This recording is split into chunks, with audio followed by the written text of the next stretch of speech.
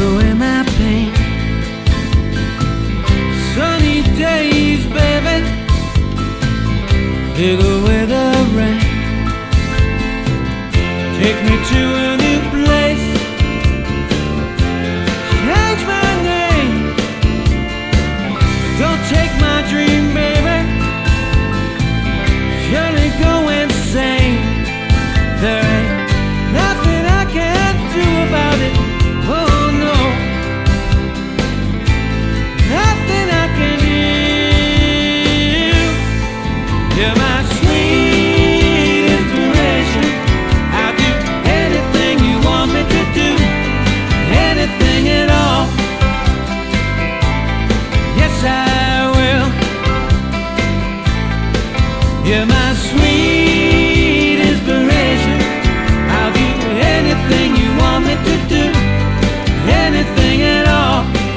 Oh, yes, I will. Take care of my emotion. You're my only love. Good morning, everybody. Welcome to Music History. Today is February 1st. My name is John DeTuro. I will be your host, and let's get going. The year was 1949, and RCA Records had issued the first ever 45 RPM single. This invention revolutionized the world of music as it made jukeboxes possible. In 1964, the Beatles started a 7-week run at number 1 on the U.S. singles music chart with I Want to Hold Your Hand. This was the first U.S. number 1 ever by a UK act since the Tornadoes' Telstar in 1962. And it was also the first of 3 consecutive number 1s for the band The Beatles. James Brown, also known as the Godfather of Soul, recorded the song Papa's Got a Brand New Bag in 1965 at the Arthur Smith Studios in Charlotte, North Carolina. The song reached number 8 on the Billboard Pop chart and number 1 on the R&B chart the following August. It later went on to win a Grammy Award for Best Rhythm and Blues Recording. The Beatles started work on a new song in 1967 at Abbey Road Studio in London. The song Sgt. Pepper's Lonely Hearts Club Band later became the theme song for their forthcoming album. This was the bright idea of band member Paul McCartney to make that their theme song. In 1967, Floyd spent the day recording parts for 2 of Syd Barrett's songs, Arnold Lane and Candy and a Currant Bun, at the Sound Technique Studios in Chelsea, London. Floyd also turned professional on this day after signing a deal with EMI Records. Tommy James and the Shondells started a 2-week run at number 1 on the U.S. singles music chart in 1967 with the song Crimson and Clover. This was the group's second and last number 1. They did, however, have a number 3 hit later in 1968 with the song Money Money.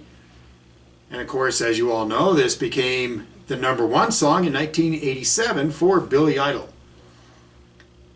Chuck Berry had his first UK number 1 single in 1972 with a song that he had been recording live for over 20 years. In 1972, he recorded the song My Ding-a-Ling, and it became a popular hit in the United Kingdom, except it wasn't popular with morality campaigner Mary Whitehouse. Mary had attempted to have the song banned due to its innuendo-laden lyrics. 2 members from the Average White Band, guitarist Ani McIntyre and drummer Robbie McIntosh, also played on that single for Chuck Berry. And one of my favorite singers of the 70s was Neil Sedaka. In 1975, Neil Sedaka had his second U.S. number 1 single with Laughter in the Rain. Neil also had a number 1 single in the 70s called Breaking Up is Hard to Do. Excuse me. One of country's favorite music artists is Dolly Parton. In 1978, Dolly was awarded her first gold single with her song Here You Come Again. The movie American Gigolo was a box office hit in 1980. Blondie released the main theme song of the 1980 film starring Richard Gere, Call Me.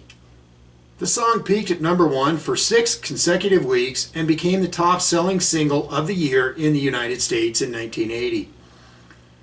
The duo of George Michael and Sir Elton John went to number 1 on the U.S. Singles Music Chart in 1992 with Don't Let the Sun Go Down on Me. This was also a number 1 song in the United Kingdom. All proceeds from the music single went to the AIDS charity.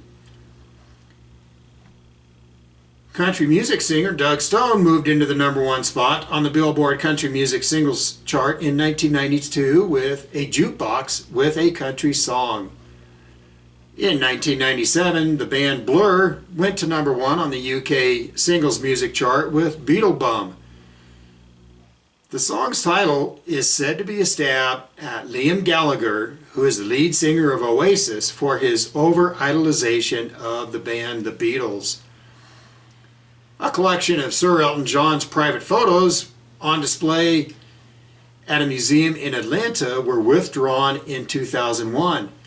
The exhibition, which included snaps of nude men, was said to be too explicit, and some school trips had to be canceled that year at the museum.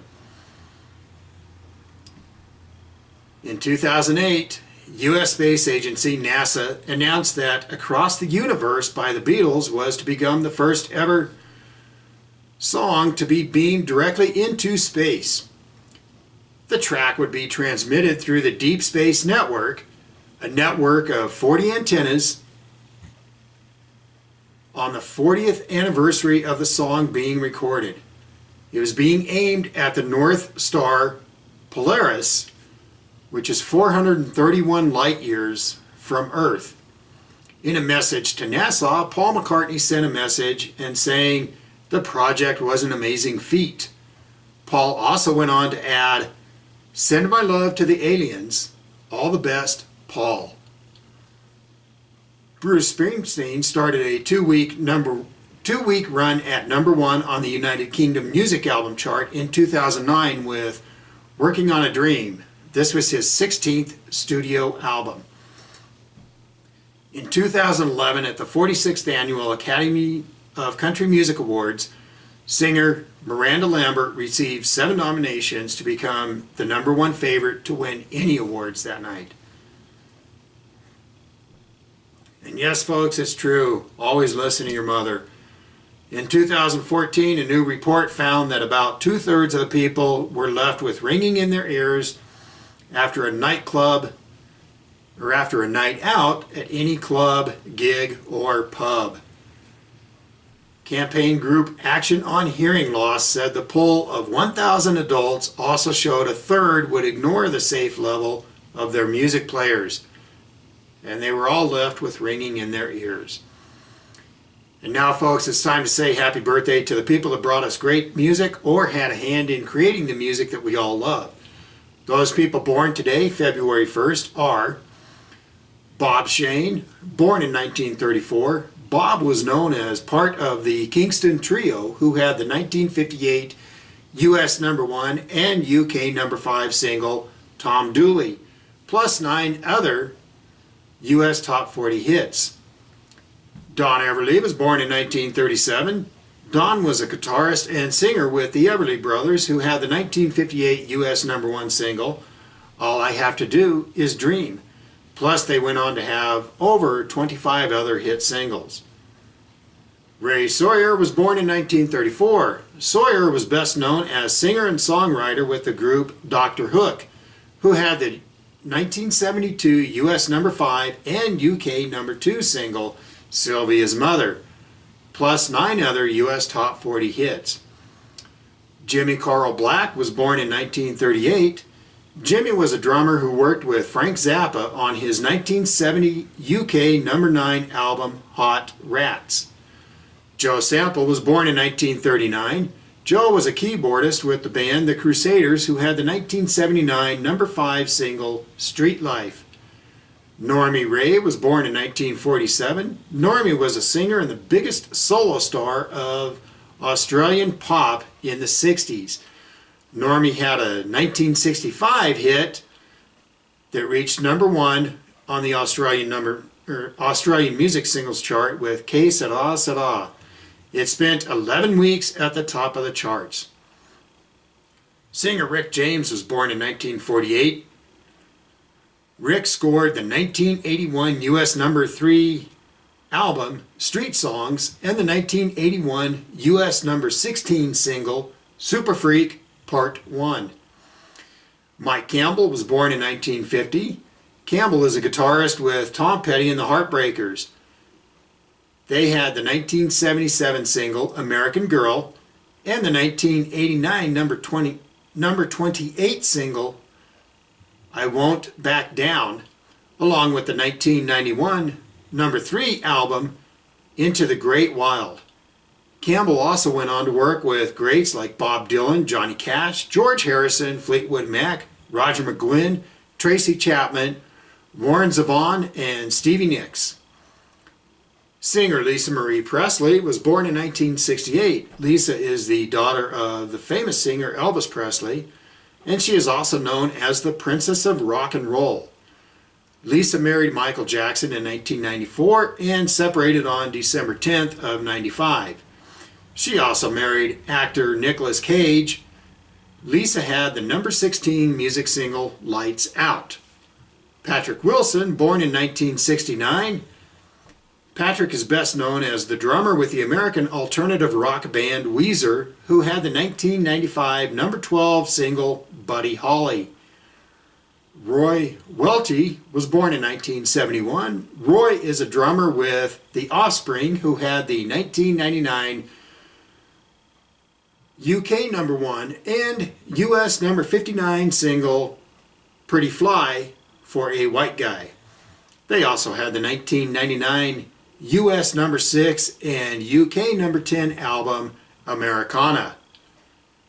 Jason Isbell was born in 1979. Jason is a music singer and songwriter who became a 2014 Music Awards winner, and in 2015 Jason's album Something More Than Free earned the number 1 spot.